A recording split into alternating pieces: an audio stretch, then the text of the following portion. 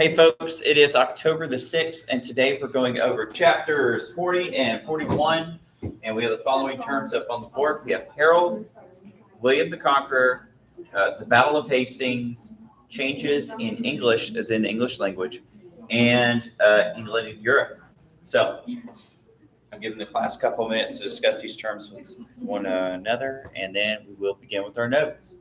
So if you're behind in your work or if you haven't done your readings, make sure you do so. Everything's on the Google Classroom, including a copy of our notes. So all that good stuff.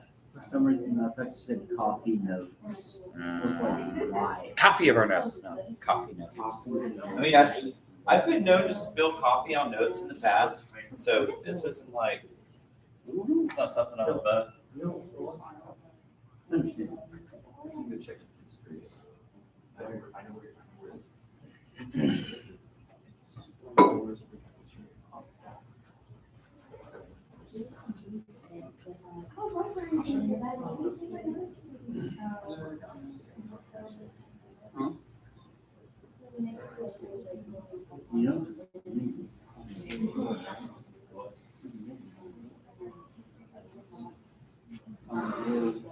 That's how we go in this side.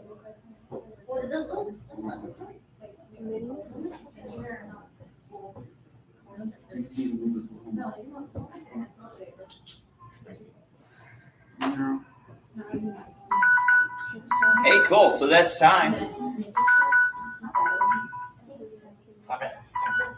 Okay. All right, folks. So let's go ahead first off, as is our norm. Let's go over the images. So if you remember, we ended off last time we were talking about how we had this guy. He's going to be King of England, but he grows up in Normandy, and his name is King Edward. And we talked about him a bit yesterday. He's going to bring a lot of Norman leaders with him, though the country will still be very English. Of course, the area he's taking over is not all of England. It's called Wessex. So, and the story goes is that a guy called William, and what was William's relation to Edward? Does anybody remember? Yeah, his cousin, right? So, his cousin William is going to ensure that the next guy in line for the throne, because he helps him out and does some favors for him, is going to make a sacred pledge that William will be the next king of England.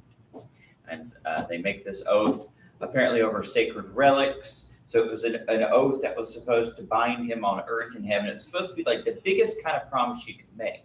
It was like more than swearing on your life. It was like swearing on your soul. And then, however, Harold goes back to England.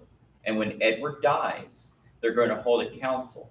And the council will vote for Harold to be king, not William. William is going to see this as a betrayal. And he is, because of this oath, he is going to pledge to go to war and take what he sees as rightfully his. That's England. And so William is not a king, though. William's a duke, and a duke is a pretty powerful noble.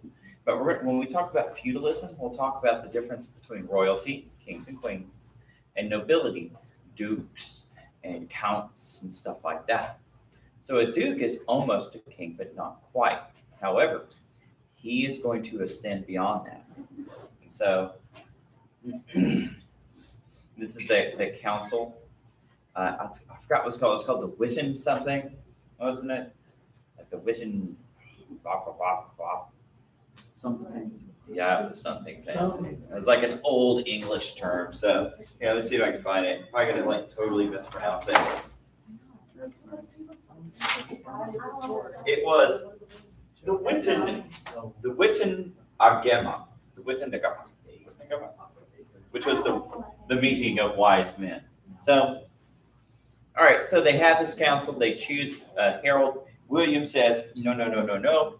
And so William the Conqueror is going to step in. And the thing is, when we go on to the next section later in the week, we're going to see that in feudalism, kings weren't the only ones who had armies. Sometimes kings had small armies. Sometimes kings were relatively poor compared to their underlings, like William the Conqueror.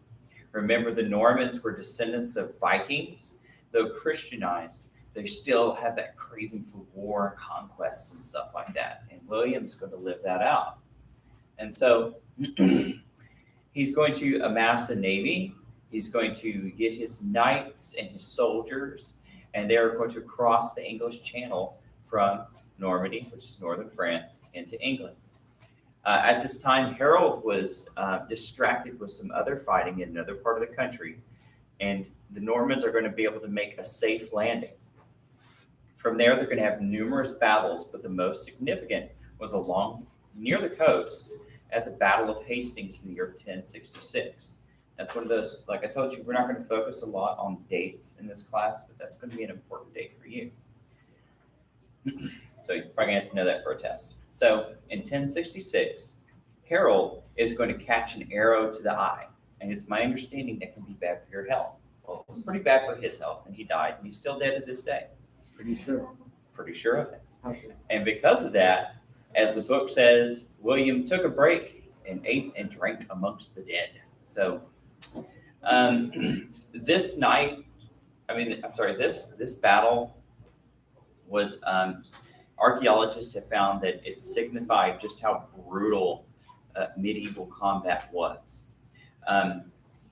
Most of the people who died within these battles was from blunt force trauma. And we know this from broken bones. And most of the deceased were actually from head wounds. So we're talking about skulls broken in with weapons. So these were very brutal battles where guys were in, they also believe possibly not all of them died during the battle. Some of them may have been finished off afterwards too. So pretty cold-blooded stuff. I mean, just a mass of people thwacking each other to death by the hundreds and thousands. William will become king. He'll have a few more skirmishes after that, but then he's going to make it to Canterbury, which was the heart of English Christianity, and he's going to call back that council of wise men, and guess what? They're going to choose him to be king. So the battle kind of worked out. And so then he's going to be king of England, but still Duke of Normandy. So that means back in France, his boss was the king of France. But in England, he's the boss of everybody there. So it was kind of like a strange setup. But that setup is going to help lead to something we're going to talk about later called the 100-Year War, when you're going to have the king of England claim to be king of France. We'll get to that later. So, Two very different languages. yes, but as we found out yesterday, and we're going to discuss today, a lot of the French language is going to integrate into English, and especially words that have to do with legal things.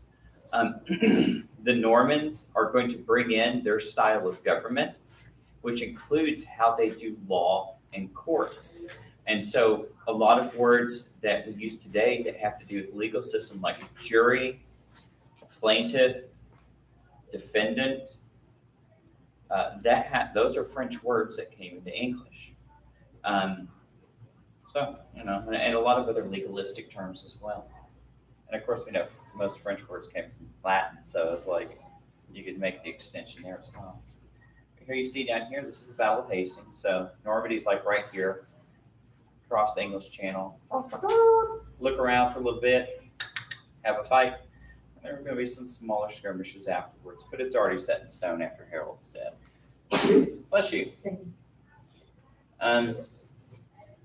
However, for the people of England, remember, they've had a lot of instability, a lot of invasions. The kings were weak and constantly fighting other mini kings and stuff like that. So there was a lot of chaos and very little civilization. People weren't able to settle down and live good lives. So there was a lot of poverty in England before 1066. But afterwards, within just a few short years, you're going to see a massive increase in the amount of wealth in England. They're going to increase in trade. They're going to have peace. So people are going to be able to bring in their crops and things like that. So it's actually going to be a pretty net gain for the English, just because of the stability that the Norman people bring to them. So there's some Norman soldiers. And here we have nobility. Here's the king. He's like, hi, everybody. There's the queen. So they're, of course, going to bring their style of dress and things like that.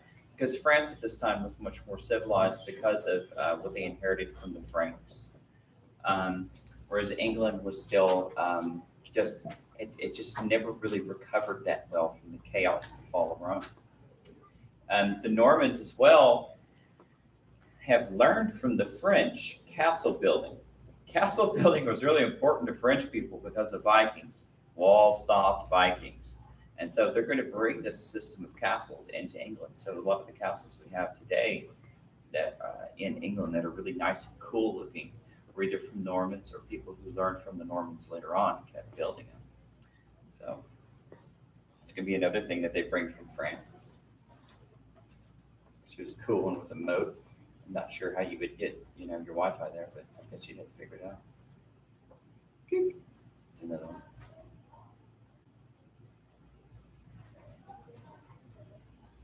That's the cool thing about Europe. Sometimes if you drive around on the highways, you'll look and you'll see on a mountain like a castle or something like that every now and again. Robert East We'll talk about him later. So things happen.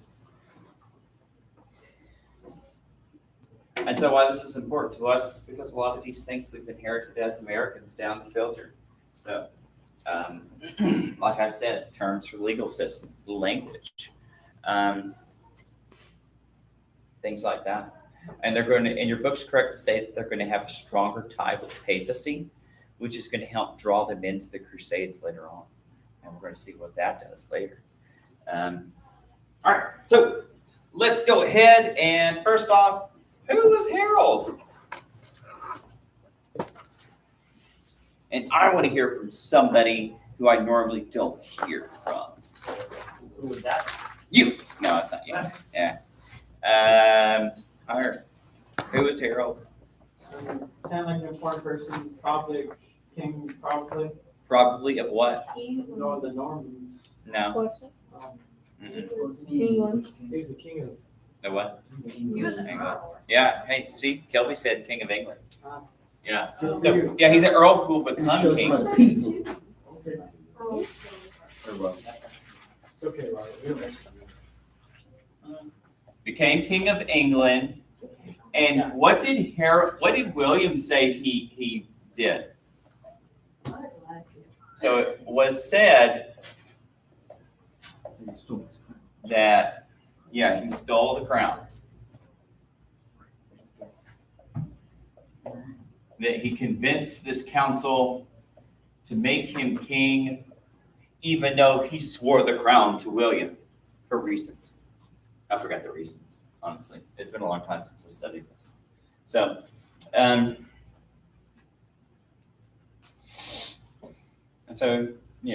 stole the crown. Oh, I should put down from William. That's significant. Maybe. It might be.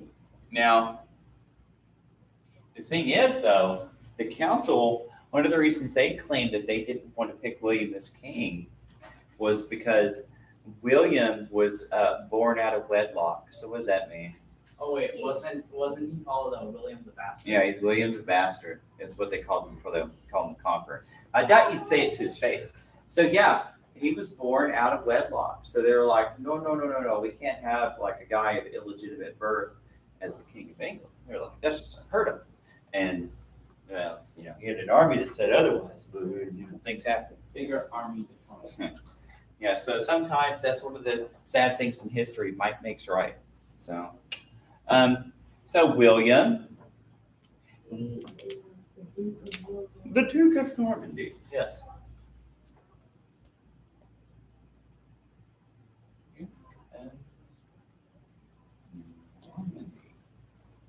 No, because he wasn't the king of England, he was like, okay, yeah, war. Yeah, that's right. But how did he have a claim to the throne? He was cousin to somebody, right? Yeah. Because they're like, this man shall she was my crown. Yeah, Edward. I don't think they did that, but okay. Prior king. This man shall she my crown. Oh. And who dares to be the crown? England. We must give Okay, you have been given a crown. Yeah. So yeah, he's cousin prior king of England. And who did You were no longer. what else was his claim to the crown? The council decided so. Well, yeah, later, but before that, claimed that Harold, So, yeah, but what did he claim before the thieving? He claimed that Harold had, he had the relics. Oh, they were sworn and I was about to take it down. Swore to give, and this is like a he said, she said, it's like, I don't know, the crown. So, and like y'all said, we'll invade and win England.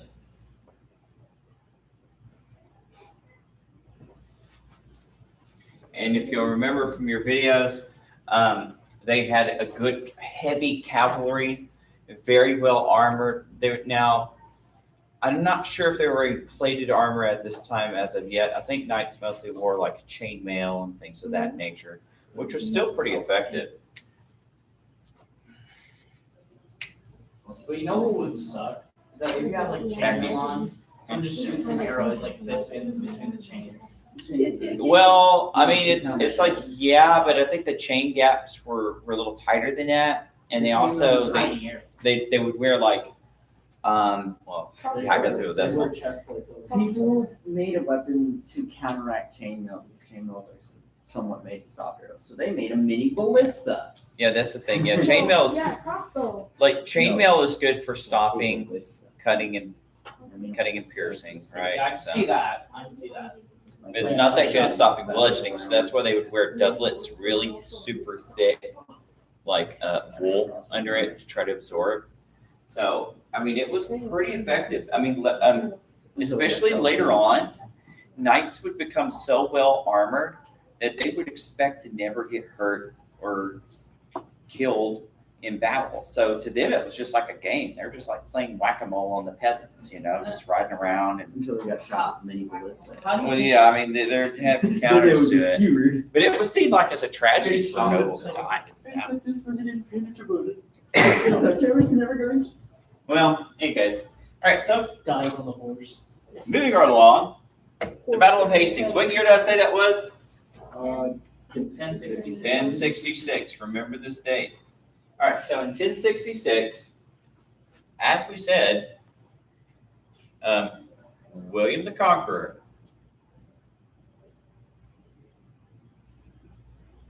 lands in southern England. And what was this? Was this like a 2-day battle?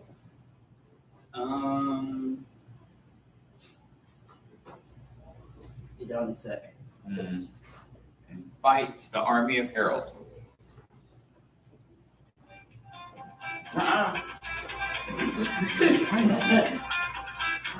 Okay. I know that is the army of Harold. All right, so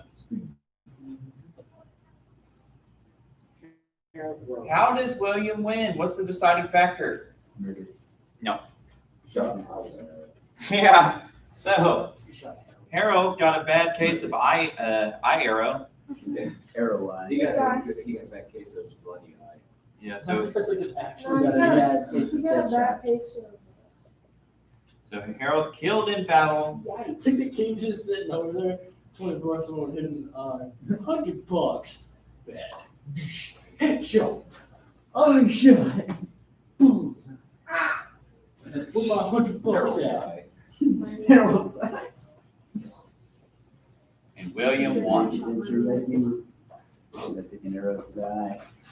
Yeah, and so then afterwards, William will have quite an easy time in convincing the council to make sure that he's king. And so he's going to bring in his people. They're going to have an immigration of Normans who are going to come into positions of power and leadership all throughout Well, I mean, they're gonna also over time, you're gonna see they're gonna start taking more and more of the English continent, and it's gonna be more unifying in many ways. If not, maybe not peacefully, but yes, much of England will be unified under the Norman banner and all that good stuff. So now, this is not the same royal family that's royalty in England today. That's actually a German family. Wow. So but we'll get to that. She'll never die. Of German descent, yeah. She'll never die. She's like, I don't feel like she can. she's like 100 years old. Apparently she's 96. 90s, yeah, something like that. He really doesn't use me. Yeah, my wife's great grandmother's that age, and yeah, she was actually in TJC and in high school. Well, she's in high school when World War II began, then she went to college, and now she remembers all that. How do you think that the Queen's son has to feel right now? Old? Just die. Well, you know, How it's old is this person? Like he's like in his 70s already. I think. Something like that. He's already got like is grandchildren. it old enough to be? Great grandchildren. All right, so hey, so what changes do we see in English? We have more Normandy, like not maybe law. I think it's laws and speech. Yeah, Normans introduced It takes a couple, French like, words. 300 years for the French words and phrases to soak in. Yeah, because it takes time to filter down because the lower class is still speaking like Old English, right? And it has more in common with like the English of Beowulf. And if you ever try to read that stuff, it reads more like Latin, where they have prefixes and suffixes that changes how the nouns and how the verbs work. They have to have like agreement and things like tense and gender and stuff like that, just like Latin languages. So eventually that's going to change. And when it changes, they're also going to start adopting French words to fill in the meaning of terms they didn't have really before. And now, so good. Yeah, and also legal changes. We're going to talk more about that later. But what about the changes in England as far as Europe goes? What does England start to become more, what do they start doing more of now? It's like politically.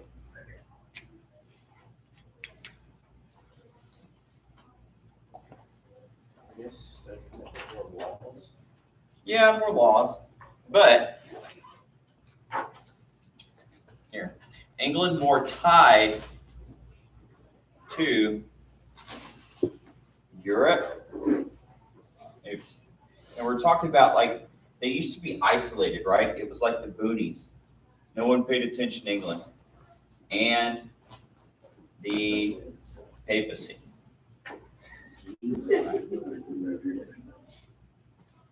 So England more tied to Europe and papacy. And we're going to see these ties to Europe and papacy help lead England into helping out with the Crusades and getting involved with European wars, whereas before this time they kind of just ignored stuff that happened in Europe because they were too busy trying to live through Viking raids and there are many other problems. Yes, sir. Didn't England leave the UN? They did, but I don't know how much of an impact that's going to have on things. We're going to have to see in the future. Because some of the reasons they're wanting to do that is one is like national sovereignty, right? You want your nation to be your own nation usually. Another thing is too, they were having laws from other countries being made in other countries imposed on them. And they're like, hey, we didn't have a say so in this. So some of them got tired of that. Yeah, that makes sense. But hey, folks, we're going to end the lecture with that. Tomorrow we're going to come back and we're going to talk about chapters 42 and 43, which is our last little section on the Normans. And after that, we'll talk about feudalism. All right, see you later, kids. Aw, don't worry. Bring a photo.